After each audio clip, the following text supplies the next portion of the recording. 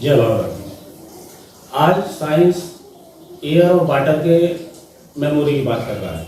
उसका कहना है कि एयर और वाटर के मॉलिक्यूल में, इसके एटम में जो मेमोरी है, जो डाटा है, उसको डिकोड किया जा सकता है। यानी बात फिर से एटम की।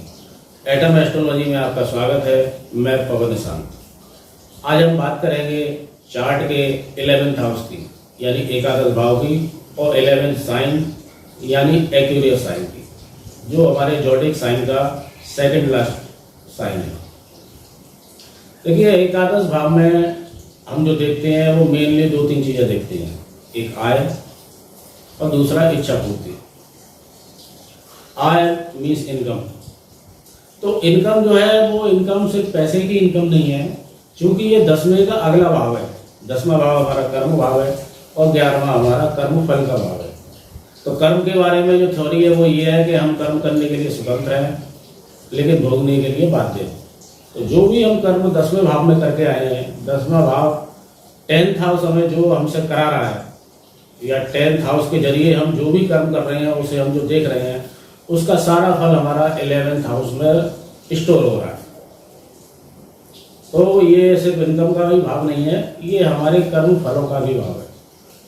यहाँ जो भी कर्म है, जिसका जो फल है, वो हमें यहाँ भोगना ही भोगना है। अब हम कहेंगे, मैं मानता हूँ कि 11th हाउस में भी फ्री विल है, लेकिन आप कहेंगे कि भाई आप तो जब 10वें भाव को कर्म का भाव बता रहे हैं, तो हम कर्म करने के लिए स्वतंत्र हैं, और ये कहावत कहती है कि भोगने के लिए हम बाध्य हैं। तो इन द सेंस 11वां भाव डेस्टाइन्ड होना चाहिए, ऐसा नहीं है। कर्म के लिए हम स्वतंत्र हैं, और यहाँ भी हम भोगने के लिए हमारे पास में फ्री विल है। वो फ्री विल कैसे काम करती है, हमारे चार्ट में हम किस तरह से उससे यूज कर सकते हैं, यह मैं आपको बताता हूँ। एकादश भाव हमारी इच्छा पूर्ति का भी है। इच्छा पूर्ति, इच्छाएं हमारी ज़्यादातर भौतिक जगत से ही जुड़ी होती है, हमारे अपने आप से ही जुड़ी होती है, और हम उनकी पूर्ति चाहते हैं। तो ये भाव हमें यह बताता है कि हमारी इच्छा पूर्ति कितनी होंगी, कितनी नहीं होंगी, रुक रुक के होंगी, पूरी होंगी, अधूरी होंगी, कैसे होंगी, ये सब हम इसी भाव से देखते हैं। ये भाव हमारे मतलब अंगों में देखें तो हमारा ये जो भाव का भी है, हमारे हाथ का भी भाव है।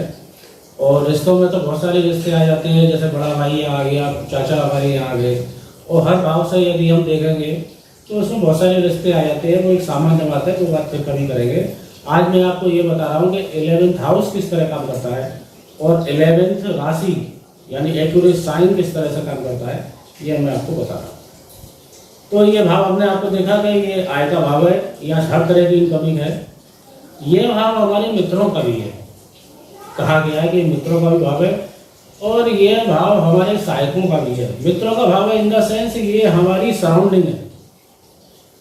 अब सराउंडिंग को यदि हम डीप में लें तो हम मान सकते हैं कि ये भाव हमारा टाइम है, हमारा टाइम।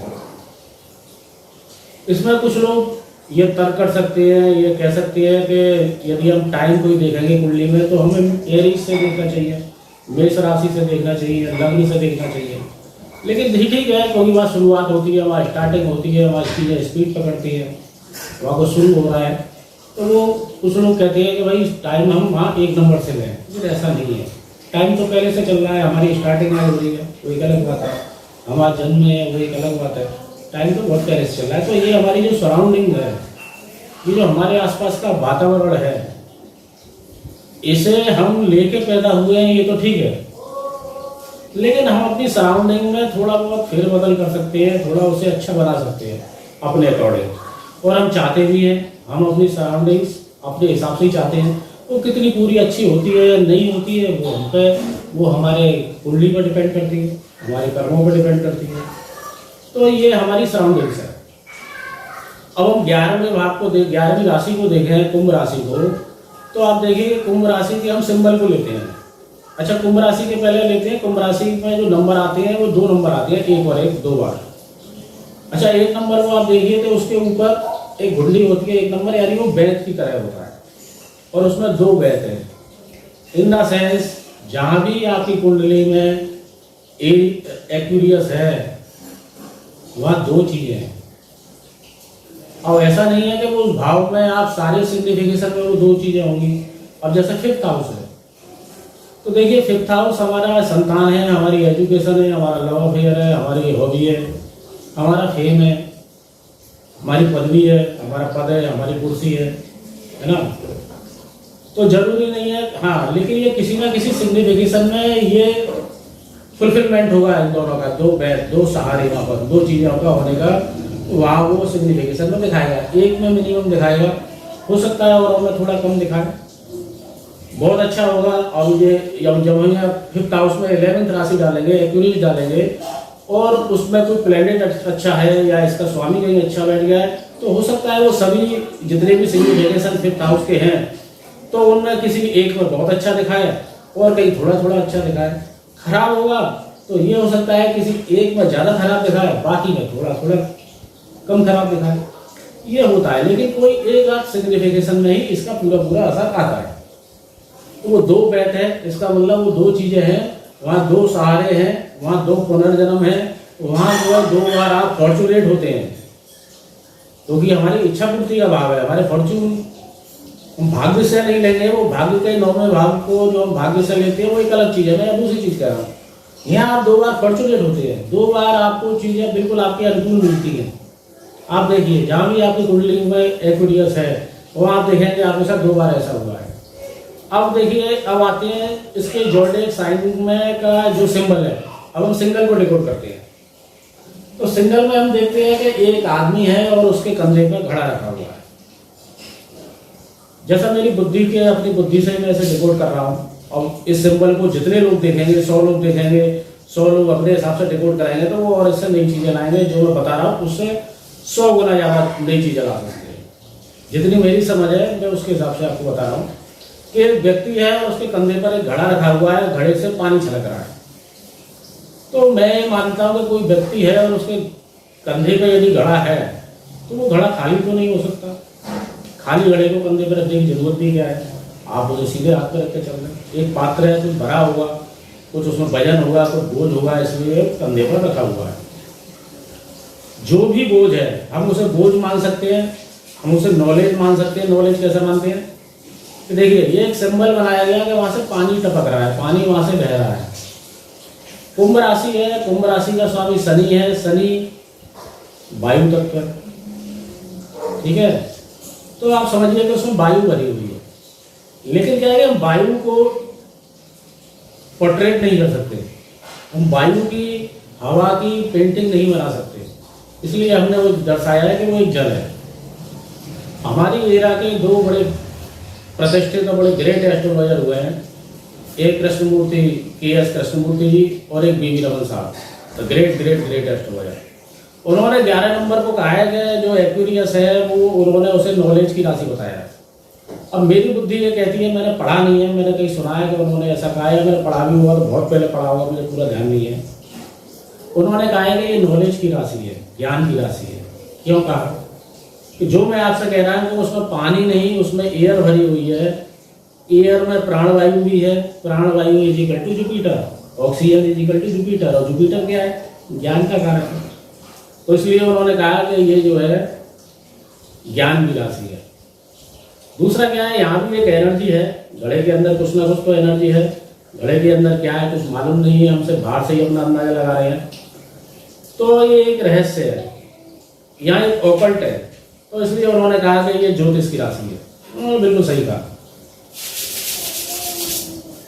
अब वो जो कुछ वायु उसमें भरी हुई है, जो कुछ ऑक्सीजन है या और दूसरी गैस है उसमें है, दूसरी तरह की हवाएं जो उसमें है, ये सब एक घड़े में है। घड़ा क्या है, वो एक सर्कल है ना। आप सर्कल को बनाते जा रहे हैं, घड़े को जब कुम्हार ने बनाया होगा तो इसी तरह से बनाया और ऊपर से उन्हें खुला छोड़ दिया। अब सर्कल क्या है, सर्कल बुद्ध है, मरकरी, हदबंदी, तो वो हद है, घड़े की जितनी भी हद है, कितना बड़ा है छोटा है कोई गलत मैटर नहीं करता, लेकिन उसकी एक हद है, उस हद में एयर भरी हुई है। वहाँ वैक्यूम भी हो सकता है। तो 11वां भाव जहाँ हमारा फॉर्चुनेट हमें करता है 2 बार, वहाँ उसमें चूंकि ये हदबंदी है, घड़ा है, उसमें वैक्यूम है, और वैक्यूम क्या है, खालीपन क्या है, वो बुद्ध है। तो वहाँ बुद्ध भी है, वहाँ पर वैक्यूम है, वहाँ खालीपन भी है। इन द सेंस आपकी कुंडली में जहां भी एक्वेरियस है, उस भाव के प्रति आपको अन्य भावों की अपेक्षा ज्यादा नॉलेज है, उस बारे में आप ज्यादा जानते हैं। आपके 7th हाउस में 11 नंबर है तो आप अपनी पत्नी के बारे में, उसके स्वभाव, उसकी हैबिट्स, अपने बिजनेस के बारे में, बिजनेस पार्टनरों के बारे में आप और भावों की अपेक्षा ज़्यादा जानते हैं, वहाँ आपको ज़्यादा नॉलेज है। लेकिन वहाँ वैक्यूम भी है, वहाँ आपका खालीपन भी है, जिसे आप कभी व्यक्त करें या ना करें। 11वां नंबर जो है कुंभ राशि है ना, वो हमारी इनहेरिटेंस भी है, हमारी पुश्तैनी संपदा। पुश्तैनी चीज़ों में चल अचल संपत्ति आ गई, और पुश्तैनी संपदा हम लेंगे तो वह बौद्धिक संपदा हमारी, मतलब जेनेटिकली कई चीज़ें इस तरह से आ रही हैं, तो हमारा ये भी है। वो किस तरह से काम करती है हर भाव में, ये मैं आपको बताता हूँ। मान लीजिए लग्न में आपकी एक्वेरियस एसेंडेंट है, लग्न में आपका 11 नंबर आया है। अब आप देखिए नेचुरल कुंडली में लग्न में 1 नंबर आता है, मंगल माँ का स्वामी है, सूर्य माँ उच्च का है और शनि माँ नीच का है। यह राशि किसकी है? शनि की राशि है। शनि ऑलरेडी नीच का हो गया है। अच्छा, एक जो मैं आपको बता रहा था, वो जो सर्कल बन रहा है, वो सर्कल ऊपर जाके पूरा नहीं होता है, वो खुला हुआ है, तो आप गोल गोल घूमते हैं। जहाँ भी 11 नंबर है वहाँ आप गोल गोल घूमते हैं, और वहाँ वापसी ऐसे नहीं है आगे पीछे, वहाँ आप कट मारते हैं, वहाँ टर्न लेते हैं आप। तो लग्न में यदि 11 नंबर है तो आप मान के चलिए कि आपके दिमाग में ज्यादातर चीजों को लेके हर समय उधेड़बुन रहती है। आप थोड़ा आगे बढ़ते हैं, वहां से कट मार के फिर और कहीं निकल जाते हैं, यानी वो काम आपने थोड़ा शुरू किया, फिर थोड़ा और आगे गए, फिर वहां से आए, फिर वहां से गए, और ये समय तक चलता रहता है। पहला टर्न जो आपकी लाइफ में आता है वो आता है ठीक 20वें वर्ष में, और दूसरा टर्न जो एक महत्वपूर्ण टर्न होता है वो आता है 36 साल की उम्र में। आप अपनी कुंडली और अपने जीवन के बारे में देखिए कि कुंभ राशि, कुंभ लग्न यदि आपकी है तो ये ऐसा हुआ है या नहीं हुआ है। वो जो दोनों ही टर्न आपके लिए जहाँ मतलब ट्रांसफॉर्मेशन हुआ है आपकी लाइफ का, वो दो है। वो टाइम पीरियड भी है 20वां साल और 36वां साल, मतलब 35 से 36 या 36 से 37। एक थंब रूल है, 6 महीने का, साल भर का इसमें दर्द हो सकता है। वो डिपेंड करता है कि हमारी उस समय क्या दशा अंतर वगैरह क्या थे, गोचर में टाइम कैसा चल रहा था, इस पर डिपेंड कर रहा है। आखिर हम इसमें कोई प्लेनेट तो हम बता नहीं रहे, हम सिर्फ एक साइन को डिकोड कर रहे हैं। तो वो जो मैं कह रहा था कि वो कुंभ राशि में जो 2 नंबर आते हैं, कि 2 बैथ हैं, 2 सहारे हैं, वो मिनिमम 2 टर्न अप आप यहाँ इस पीरियड में लेते हैं। 2 से ज्यादा हो सकते हैं, लेकिन ये 2 प्रमुख हैं। यहाँ वैक्यूम है, इस राशि में वैक्यूम है, तो हम मान सकते हैं आपके दिमाग में कुछ ना कुछ चीज़ों को लेकर, कुछ चीज़ें आपकी लाइफ में ऐसी हैं जहाँ बड़ा खालीपन है। लग्न में एक्वेरियस है तो आप मान के चलिए कि आप नॉलेज वाली राशि है, तो आप काफ़ी प्रैक्टिकल नॉलेजेबल आदमी है, काफ़ी प्रैक्टिकल है, नॉलेज आपके अंदर काफ़ी है। अब हम बात करते हैं इनहेरिटेंस की। लग्न में चूंकि हमने 11th नंबर लिया है, एक्वेरियस लिया है, और यहाँ शनि नीच का हो जाता है, तो जरूरी नहीं है कि कुंभ लग्न वालों को पुश्तैनी जमीन जायदाद मिले, चल अचल संपत्ति मिले, खासकर अचल संपत्ति की बात हो रही है, वो मिले, ये जरूरी नहीं है। क्योंकि शनि भी एक बाउंड्री है, शनि कंस्ट्रक्टेड मकान के लिए हम लोग शनि को देखते हैं, तो जरूरी नहीं है कि वो मिलेगा भी, यदि है भी तो उसका आप यूज नहीं करेंगे। लेकिन हाँ, चूंकि ये 11 नंबर लगन में है, आपके पास में एक बौद्धिक संपदा है, आपके पास में बौद्धिक कुशलता बहुत ज्यादा है, और ऐसे लोग अपनी बौद्धिक कुशलता के जरिए बहुत आगे जाते हैं। अब हर काम में अपनी बुद्धि का ज्यादा यूज करते हैं, बड़ा प्रैक्टिकल यूज करते हैं, और आप आगे जाते हैं। जहां तक इच्छा पूर्ति का सवाल है, देखिए जो घूमने वाली बात मैंने कही थी कि निरर्थक जो उधेड़ गुण है, वो उधेड़ गुण दिमाग में रहती है। कई बार निरर्थक हमारे प्रयास निरर्थक हो जाती है, हम थोड़ा आगे जाएंगे, फिर वहां से कट मार के कहीं चले जाएंगे, फिर कहीं चले जाएंगे, टर्न लेंगे। ये हमारे साथ कई बार रहता है। लाइफ के बहुत सारे सेक्टर में, बहुत सारी चीज़ों में ये पैटर्न रहता है, निरर्थकता रहती है। लेकिन इसके बावजूद हम कहीं ना कहीं किसी पीरियड पर हम फॉर्चुनेट होते हैं, हम आगे जाते हैं। टाइम पीरियड वो 20 साल और 36वां साल भी हो सकता, होता ही है। इसके अलावा और छोटा बड़ा एक टाइम, 2 टाइम और आगे आ जाते हैं, वो हमें टाइम पीरियड मिलता है। क्योंकि वह जो भाव है, जो 11वां भाव है, वो हमारे इच्छा पूर्ति का भाव है, फुलफिलमेंट ऑफ डिजायर। और वह राशि जो है एक्वेरियस, वो भी फुलफिलमेंट ऑफ डिजायर की है। तो हम अपनी इच्छाओं के लिए लगते हैं। वहाँ सूर्य आ गया है, सूर्य वहाँ हो चुका है। तो शुरुआत में तो हमारा ये रहता है कहीं ना कहीं, अच्छा हम कितने भी मेटरलिस्टिक रहे हैं यहाँ पर, लेकिन हम अंदर से आध्यात्मिक होते हैं। और वो किसी भी जतन करने से नहीं होते, किसी कोई ऐसा नहीं है कि हम कोई प्रयास करें तो होते हैं, लेकिन हम अपने मन से, अपने ब्रेन से, अपने हार्ट से हम धार्मिक होते हैं और आध्यात्मिक भी हम धीरे धीरे आगे होते चले जाते हैं। अब हम बात करेंगे दूसरे भाव में 11वें नंबर की। एक्वेरियस यदि दूसरे में आ जाएगा तो आप समझिए कि लग्न आपकी कैप्रिकॉर्न हो जाएगी। और दूसरा भाव किसका है? हमारे धन का। उस धन का जो हमने अर्न किया है 11वें भाव में। 11वें भाव में हम जो कह रहे थे कि वो जो हमारी आय का भाव है, जो हमारी इनकम का भाव है, वो इनकम कहाँ जाके स्टोर हो रही है या नहीं हो रही है, वो दूसरा भाव बताएगा। तो दूसरा भाव हमारे बैंक बैलेंस का है, हमारे ऑर्नामेंट का है, हमारी फूड हैबिट का है, और हमारे उस परिवार का है जो हमें पिता से मिला है। अब यहाँ आ गया 11 नंबर। आप देखेंगे जिन लोगों का यहाँ पर 11 नंबर है, और आप यदि अपने परिवार में 2 भाई हैं, 3 भाई हैं, तो आप ये महसूस करेंगे कि आपके परिवार में आप ज़्यादा निकट हुए हैं, मतलब आप ज़्यादा समय तक निरर्थक घूमे हैं, आप ज़्यादा समय तक ऐसा रहा है आपकी लाइफ में जब आप कुछ नहीं कर रहे थे। क्योंकि 11 नंबर यहाँ आ गया है, और 11 का स्वामी शनि है। शनि आलसी भी है, शनि की चीटिंग भी है। तो परिवार के, आपके पिता के की दी हुई जो संपदा आपके पास में जो चल संपत्ति आई है, आप चाहते हैं कि उसका बड़ा हिस्सा आपके पास आए। कई बार नहीं आता है। यह भाव आपकी इनकम का भी है। और यहाँ 11 नंबर आने से क्या होता है कि आप मोर डिजायर है आपके अंदर पैसा कमाने की, बहुत ज्यादा। और ये भी होता है कि आप लोगों को चीट करके या रिश्वत लेके या लोगों का हक मार के आप माल कमाते हैं। चूंकि यह 11वां नंबर है, और माल तो इसलिए कमाते हैं कि इस राशि, इस भाव का जो स्वामी है वो शुक्र है, वो चंद्रमा या उच्च का हो जाता है। लेकिन आप जो कमाते हैं उसका ज्यादातर आपका वेस्ट चला जाता है, वो कहीं फंस जाता है, किसी भी कारण से खर्च हो जाए, फंस जाए, वो उसमें आप अपना यूज नहीं कर पाते।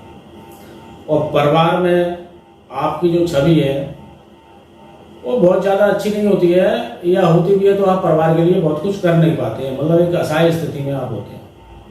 ये हो सकता है कि आप अंतिम समय में अपने पिता के काम आ जाएं, या माँ के काम आ जाएं, या किसी और रिश्ते में जो पिता के दिया हुआ जो सदस्य हैं, जो परिवार आपके साथ आया है, आपके पैदा होने के साथ जो आपको मिला है, कुछ थोड़ा बहुत आप उनके लिए काम करते हैं, ये हो सकता है, लेकिन ज़्यादा नहीं होता। अब हम इसे तीसरे भाव में लेते हैं। तीसरे भाव में यदि ये नंबर आ गया है तो आप देखिए कि ऐसे लोगों को मैंने देखा है, वो डेली लाइफ में भी क्या होगा कि वो अपनी साइकिल उठाएंगे, शहर का एक चक्कर लगाएंगे, इस तरफ से जाना है, इस तरफ से जाएंगे, फिर यूँ जाने की सोचेंगे, लेकिन यूँ चले जाएंगे, और निरर्थक घूमकर फिर वापस आ जाएंगे। तीसरा भाव शॉर्ट जर्नी का है। अक्सर ऐसा होता है, अक्सर ऐसा भी होता है कि आप काम से निकले, किसी काम से निकले, और जिस काम के लिए जाना है उससे संबंधित कोई टूल, कोई कागज वगैरह आप भूल गए और आप दोबारा घर लौट के आ रहे हैं, ये होता है। ये भाव सिबलिंग का है, छोटे भाई बहनों का है। आप उनके साथ अपना कोई वायदा पूरा नहीं करते, आप टर्न ले लेते हैं, वो भी आपके साथ किया हुआ कोई वायदा पूरा नहीं करते, वो टर्न ले लेते हैं, ये यहाँ होता है। जहाँ तक कम्युनिकेशन का सवाल है, पड़ोसियों के साथ भी यही आपके को ऐसे ही व्यवहार रहता है। जहाँ तक कम्युनिकेशन का सवाल है, क्योंकि ये संवाद का भी है, तो संवाद के मामले में आप ये कोशिश करते हैं कि आप वन वन बात करें, आमने सामने बात करें। आप मोबाइल का या फ़ोन का या किसी और मीडियम का यूज करने के ज़्यादा इच्छुक नहीं रहते हैं।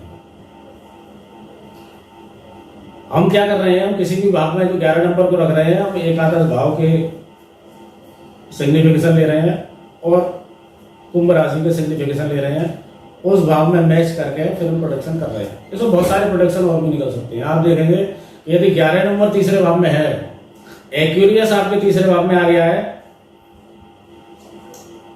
तो आपके खासकर सीधे हाथ में, वैसे किसी भी हाथ में आप ले सकते हैं, लेकिन खासकर सीधे हाथ में शून्यपन आपको कभी कभी आएगा।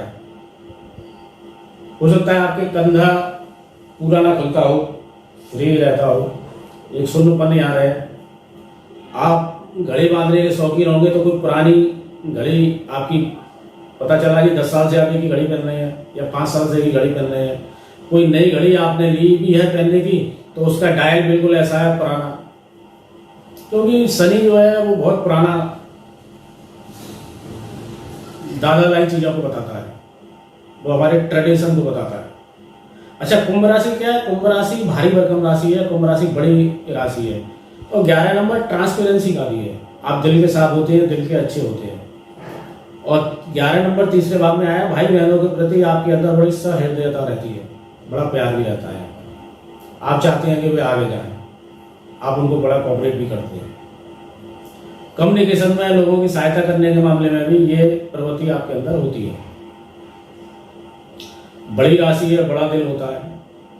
इस राशि में देखिए 3 नक्षत्र आते हैं, धनिष्ठ आ गया, पूर्व भाद्रपद आ गया, उत्तरा भाद्रपद आ गया। जिस वजह से पूर्व भाद्रपद और उत्तरा भाद्रपद दोनों जो प्लेनेट हैं, गुरु और शनि, दोनों बहुत बड़े आउटर वर्ल्ड के प्लेनेट हैं, बहुत बड़े प्लेनेट हैं, इनमें ग्रेविटी बहुत ज़्यादा है।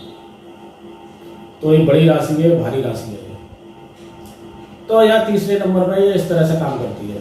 खासकर ऐसे लोग जिन लोगों के बाहों में, हाथों में कंबन रहता हो, क्योंकि वैक्यूम है ना घड़े के अंदर, जो मैं बोल रहा खाली पानी वैक्यूम, तो हाथों के अंदर चूंकि बाह का हमारे हाथों का भाव है, तो यहाँ एक शून्यता की स्थिति आ जाती है। कई बार सीधे हाथ में प्रॉब्लम होती है। यदि ऐसा हो रहा है, एक्यूप्रेशर की मदद लीजिए, हाथ को अपने इस तरह से दिन में 10-20 बार करिए, क्योंकि देखिए ये एक पैटर्न है और ये इंडिकेट कर रहा है कि ये बीमारी आगे जाके बड़ी हो सकती है। कई बार ये जो है हमारे फालिश मारने का भी एक संकेत है। जब हम लकवाग्रस्त होते हैं, लकवाग्रस्त होना वो ठीक है, वो हार्ट से रिलेटेड है और चीज़ें भी उसमें काम करती हैं, लेकिन आपको सिम्टम कहीं ना कहीं मिल जाता है। पहले आपको कोई आगे बैल बजा जाता है, कोई हॉर्न मार जाता है कि भैया ये चेतावनी है आपके लिए। तो यदि ऐसा हो रहा है, कहीं हो रहा है, तो वो आपको शून्यता आ रही है, या क्योंकि एयर है ना, आपके ब्लड सेल्स है, ब्लड सर्कुलेट नहीं हुआ ठीक तरह से, तो वो शून्यता आ जाती है, शून्यपन वहाँ आ जाता है। तो आप उसकी एक्सरसाइज कर सकते हैं। इस तरह से आप इसको इस 11 नंबर का तीसरे भाव में होने का आप ये लाभ ले सकते हैं। आपको क्या है, सचेत भी, और चूँकि आपको सबसे ज़्यादा जानकारी इसी भाव में है, आपको बहुत नॉलेज है इस भाव के प्रति, इस भाव के सिग्निफिकेशन के प्रति आप ज़्यादा जानकारी रखते हैं। आप वहाँ पॉजिटिव भी हैं, आप चाहते हैं कि वो काम आपके पूरे हों जो यहाँ सिग्निफिकेशन है, तो इसलिए आप वहाँ ज़्यादा पॉजिटिव रहते हैं। यही नंबर, यही एक्यूरियस चौथे भाव में आ गया। तो चौथा भाव किसका है? माँ का है, हमारा घर है, हमारी हैप्पीनेस है, हमारे वाहनों का भी है। अब ये जो मैं कह रहा था, वो जो गोल गोल सर्कल घूमता है, जहाँ हम टर्न लेते हैं, जहाँ इधर से कतरा के यो निकल गए, यो निकल गए, ये निकल गए, वो निकल गए, ये रहता है। और ये इनहेरिटेंस का भी भाव है। तो यहाँ हमें यदि 11 नंबर यहाँ है, तो हमारे पास में एक पुश्तैनी मकान है अपना, जिसमें हम रह रहे हैं। और वो मकान आपके फादर ने भले ही नया बनवाया हो, लेकिन जब तक आप बड़े होते हैं वो पुराना सा हो जाने लगता है।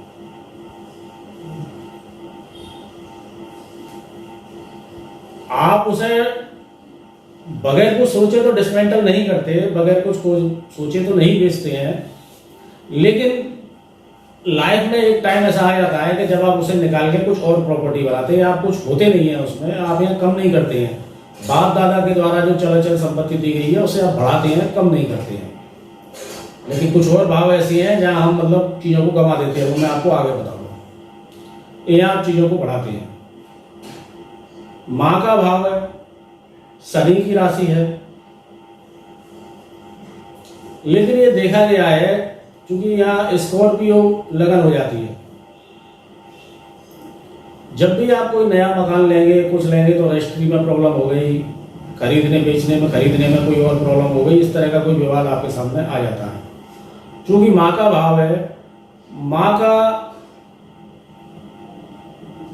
अपने और संतानों में भी प्यार रहता है। माँ का तो बड़ा दिल होता ही है, माँ तो सभी से प्यार करती है। लेकिन जिसका 11 नंबर यहाँ पर है, उसके प्रति माँ ज़्यादा वजनशील भी होती है, आकर्षित भी होती है, उसकी ऑरा में दबी हुई भी रहती है,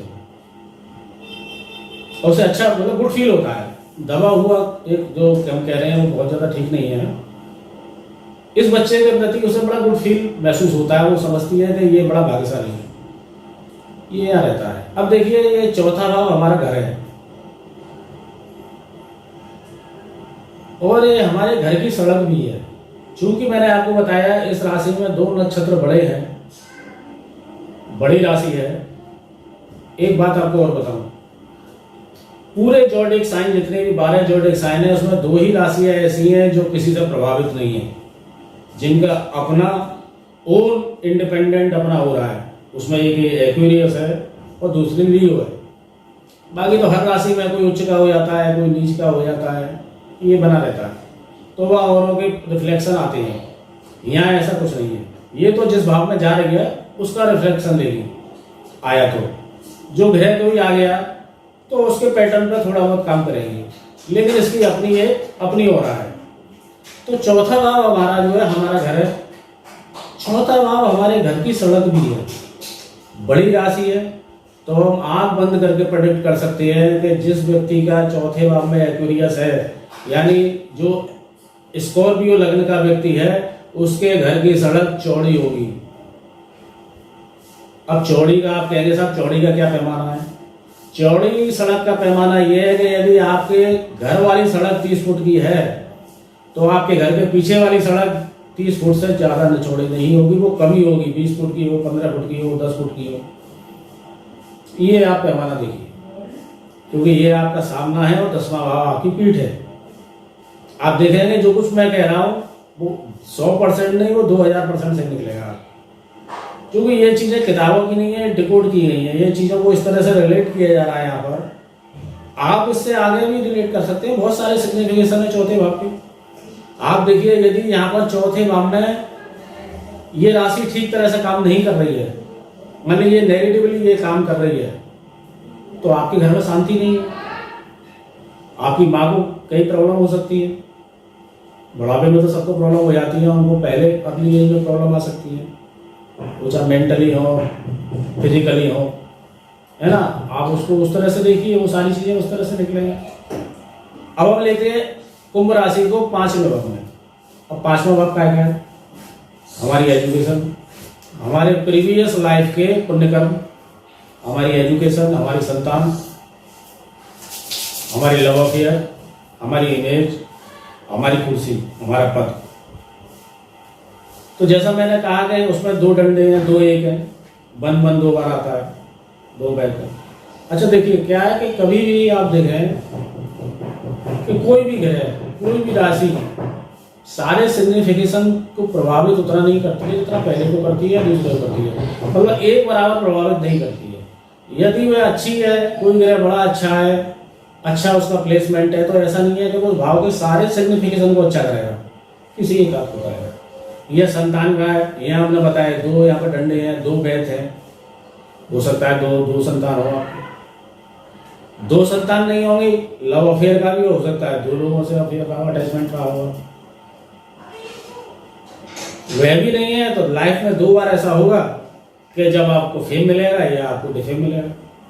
फेम का है तो डिफेम का भी है ना। डिफेम के लिए कोई दूसरा भाव देखने थोड़ी जाएंगे, वो तो ग्रह की, प्लेनेट की क्या प्लेसमेंट है उससे ही तय होगा।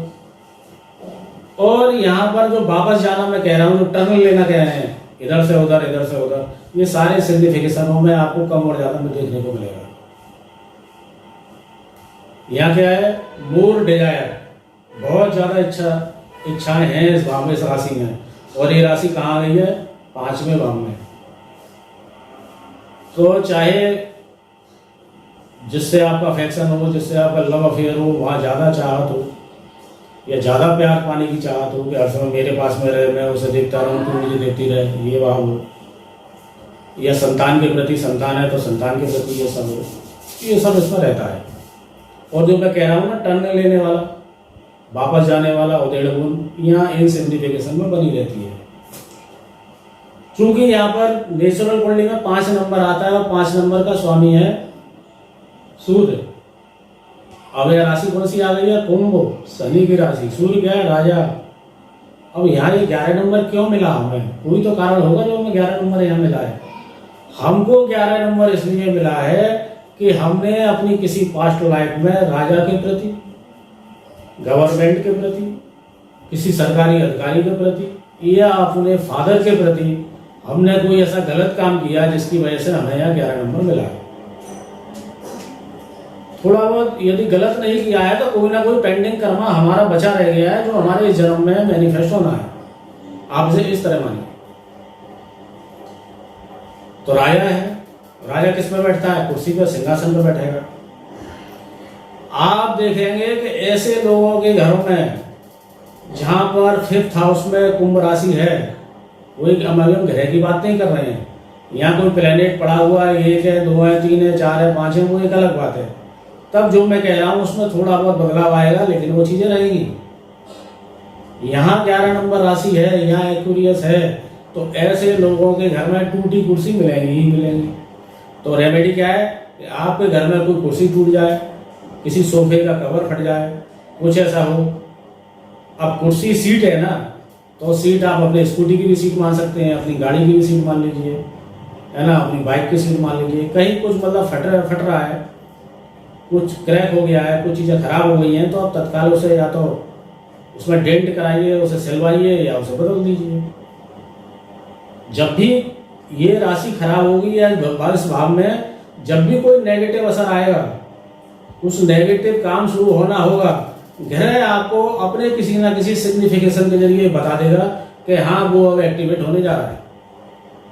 आप देखिए आपके घर में ये सब चीजें रहती हैं। आप देखिए कि आप बार बार इन भावों में चीजों को चेंज करते हैं, बार बार बदलाव रहता है, बहुत ज्यादा उधेड़-बुन रहती है। इससे आपका कई बार बीपी हाई, अपने आप बीपी हाई कर लेते हैं। बीपी हाई होने से क्या होगा कि आपका जो है कॉन्स्टिपेशन रहेगा, आपका पेट खराब हो जाएगा। ये भाव, 5वां भाव हमारा जो है लिवर से नीचे का भाव है शरीर में, हमारे पेट का है। अब कॉन्स्टिपेशन हो जाएगा। शनि क्या है? शनि गैस है, या शनि की राशि आई है, आपको गैस बनने लगेगी। तो हर सिग्निफिकेशन एक दूसरे से जुड़ा हुआ है। ग्रह का असर जब आता है, जब कोई ग्रह एक्टिवेट होता है तो इसी तरह से होता है।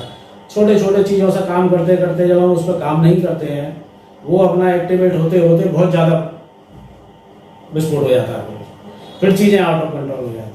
तो 5वें भाव में आपने देखा किस तरह से, और भी हम इसके बहुत सारी चीज़ें निकाल सकते हैं, बहुत सारी चीज़ें डिकोड कर सकते हैं।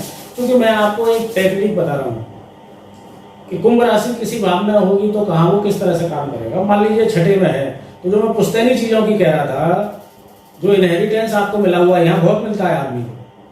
6ठे भाव में मतलब पेंडिंग पिछली लाइफ से आप जो करके आए हैं, वो आपको काफ़ी बाप दादा का दिया हुआ काफ़ी पुश्तैनी जगह मिलती है, लेकिन आप किसी ना किसी कारण से उसे डिसमेंटल कर देते हैं, आप उसे बेच देते हैं और फिर एक नई जायदाद बनाते हैं, नया पैसा लगाते हैं। अब उसमें होता क्या है, यहाँ एक चीज और है, क्योंकि यहाँ ये जो भाव है ना, 6ठा भाव, ये रोग शोक शत्रु राग द्वेष जलन, ये सब इसी भाव में है। और यहाँ आपको एक पुश्तैनी चीज मिली हुई है, तो बट नेचुरल है, आपकी नीयत अच्छी रहेगी, इसकी कोई गारंटी तो है नहीं, वो खराब हो सकती है और हो जाती है। यहाँ ऐसे लोगों की हो जाती है, तो आप दूसरों का हक मांगते हैं यहाँ पर। तो हमें अपने भाइयों का, बहनों का यहाँ हमें हक नहीं मांगना है, क्योंकि जब यहाँ 11 नंबर आएगा, इसका मतलब आपकी लग्न कन्या लग्न है, और कन्या लग्न वालों में ये पैटर्न देखा गया। कन्या लग्न वाले पैसे वाले होते हैं, ऐसी बात नहीं है, काफ़ी पैसे वाले होते हैं, वो उनके बाप दादा फादर वगैरह की जमा की हुई चीज़ें मिलती हैं। लेकिन हम यहाँ उन चीज़ों को बेच के फिर हम आगे बढ़ते हैं, हम उन्हें निकाल देते हैं, और जितना हमने दूसरों का हिस्सा लिया हुआ है, उस पर अनाधिकृत कब्जा किया हुआ है, उतनी ही राशि हमारी कहीं ना कहीं फंसने वाली है, वो फंस जाती है।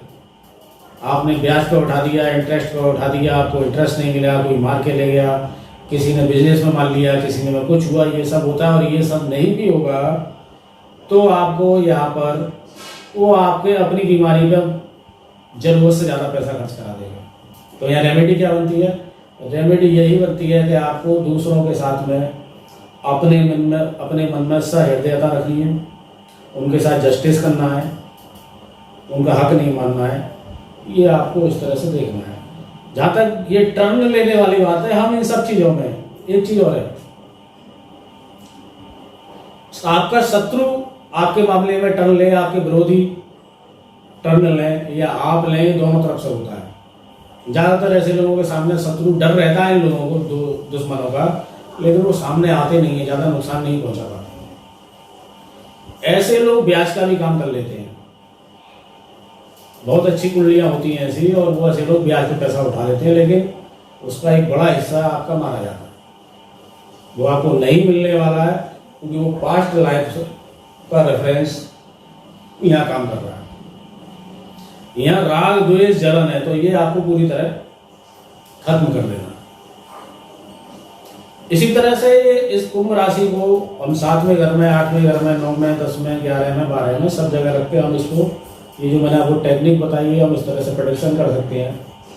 आप देखिए, सारी चीज़ें किताबों में तो नहीं है, ये तो ऑब्जर्वेशन से आती हैं, और ऑब्जर्वेशन थ्योरी आप अपनी डेवलप कर सकते हैं, किस तरह से चीज़ें काम कर रही हैं। जब आप बहुत सारी कुंडलियाँ देखते हैं तो ये सब चीज़ें आपको आ जाती हैं, आप उनके सिग्निफिकेशन को उठा के इस तरह से प्रेडिक्ट करेंगे और आपको इसके रिजल्ट बहुत अच्छे मिलेंगे। लेकिन इस सब के बावजूद देखिए, 11 नंबर यदि सिर्फ 7वें भाव में आ जाता है ना, तो वो आदमी को जोशी बना देता है।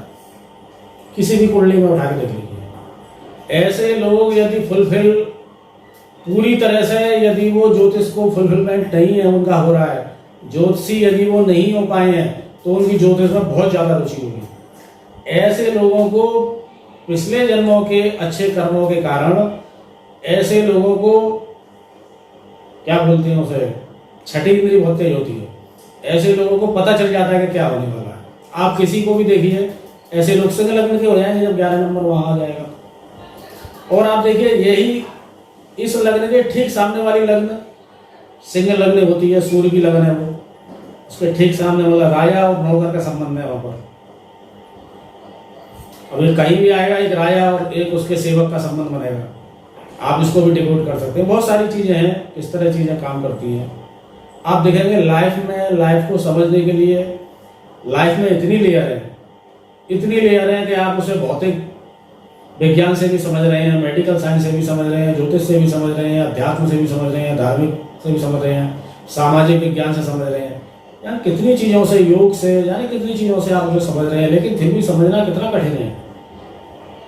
लेकिन ज्योतिष में ही एक ऐसी ताकत है कि आप अपने हर साइन को, जो आपके किसी ना किसी भाव में पड़ा है, आप उसे डिकोड करके अपना और अपने क्लाइंट का भला कर सकते हैं। आप उसके कर्मों को करेक्ट करा सकते हैं, क्योंकि जीवन में डेस्टिनी और फ्री विल दोनों ही है। हर चीज़ डेस्टाइन्ड नहीं है और हर चीज़ लाइफ की फ्री विल में शामिल नहीं है, दोनों ही है। और वो बात पूरी तरह सत्य है, वो कहीं यहाँ कंट्राडिक्शन नहीं है कि कर्म करने के लिए हम स्वतंत्र हैं और भोगने के लिए बाध्य हैं। वो बिल्कुल 100% 2000% वो सही है। तो मैंने आज आपको ये कुंभ राशि के बारे में बताया। बाकी भावों के बारे में जो लोग ज्योतिष का काम कर रहे हैं, जो नए लोग हैं, सीख रहे हैं, आप इसको डिकोड करिए, मुझे कमेंट करिए। और मैं आपको, आप मुझे मेल भी कर सकते हैं astrology@gmail.com। और मैं आपसे वायदा करता हूँ कि जितना आप मुझे डिकोड करके भेजेंगे, मैं आपसे उसको ज़्यादा आपको बताऊँगा। इसमें ये बिल्कुल एक फ्री सेवा है। ये ज्योतिष के जरिए हम अपने लाइफ को किस तरह ठीक करें, इसके लिए हम काम कर रहे हैं। आप भी करिए, लोगों के जीवन को सरल बनाइए। वो जी बहुत वैसे ही उलझा हुआ है, 50 तरह के दबाव हैं, टाइम भी ऐसा चल रहा है। मैंने आपको कहा ना कि ये एक्वेरियस, ये 11वां भाव, ये हमारी सराउंडिंग है। जहाँ 11 नंबर है, आप देखिए आपकी सराउंडिंग अच्छी या बुरी, वो सब इसी से तय हो रही है। वहाँ एक अलग तरह की सराउंडिंग है वो सिग्निफिकेशन में। और ये आपका टाइम है, आपको अपना टाइम ठीक करना है। और पूरा ज्योतिष इसी बात पे काम कर रहा है कि आपके टाइम को किस तरह ठीक किया जाए, और आप भी इसी कवायद में लगे हुए हैं कि मेरा समय कैसे अनुकूल हो। आगे फिर मिलेंगे किसी एक नंबर के साथ, किसी एक भाव के साथ। मैं आपको एक नई टेक्निक के साथ फिर आपको बताऊंगा। तब तक के लिए जय बाबा।